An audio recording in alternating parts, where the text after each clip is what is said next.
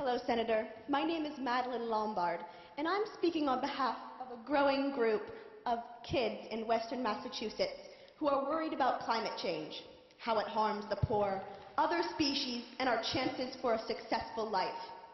The latest science tells us we are in a climate emergency, just decades away from reaching a tipping point of inescapable extreme weather, ocean acidification, mass extinction, and rising sea levels.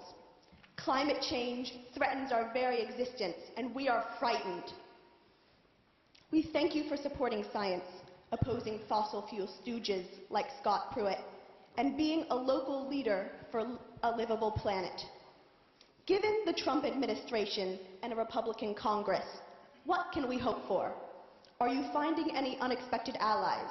If so, what two things are you doing with them to try to pass climate-saving legislation? I'm afraid, thank you. Thank you.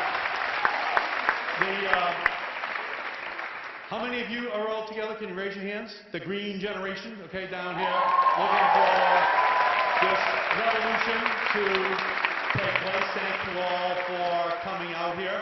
This is why you have to have hope. We know that the revolution is going to be unstoppable. But what Trump did is this.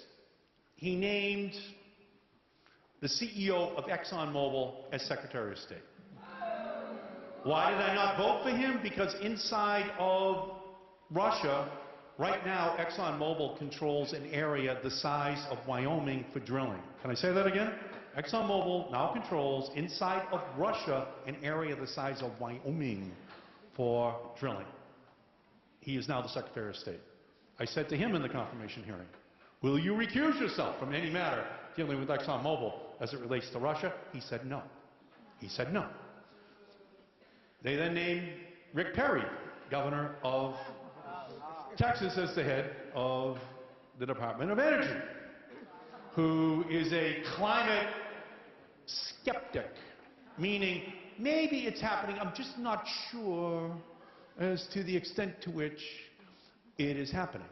Now, when you point out to these people that what we do is, for the last 150 years, is use a very sophisticated technology. It's called a thermometer, just to measure the temperatures in Northampton, in the ocean, and every other place. And so, we're not guessing about how warm it's getting. We have the records that go back.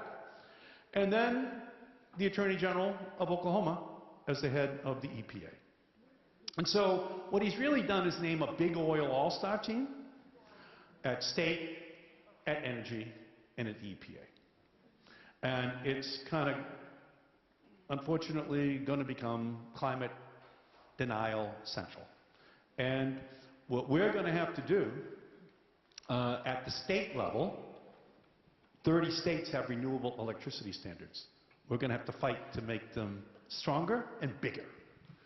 On the Clean Power Plan to reduce greenhouse gases in the 30 states, we're going to have to be bigger, and we're going to have to be better to just say we're going to send a signal to the world that we are not retreating.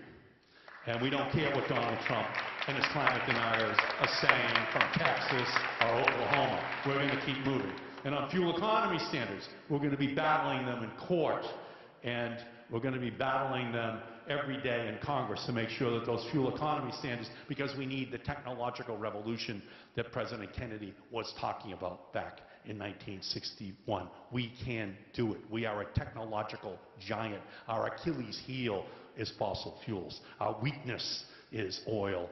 Our weakness is coal.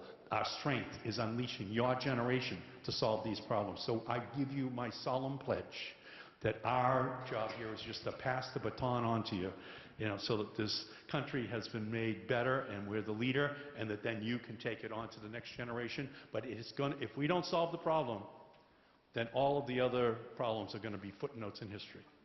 If this planet in the next 40 or 50 years is not given the preventative help it needs, then millions of people are going to be put in jeopardy.